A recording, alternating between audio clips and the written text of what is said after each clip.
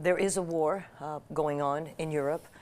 The Prime Minister this week was meeting with his NATO allies, and it's clear that Canada needs to do more and increase its defense budget. We don't know. We have a budget coming up in a few weeks. Would you back a budget where there would be a significant increase in defense spending, which is what the other countries are doing, or most of the other NATO countries are doing, and Canada is being pressured to do?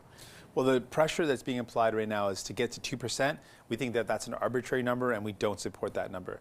But when it comes to increasing supports, we know that our forces, our armed forces, Canadian armed forces, are being required or being told to do certain work, and they don't have the equipment to do it.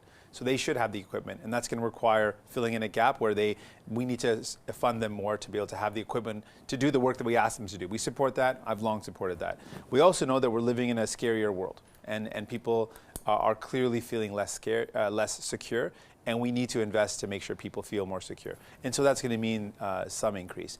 We do not believe that 2% is appropriate. So you would not be in favor of in this budget of an increase up to 2% of That's GDP right. for defense spending.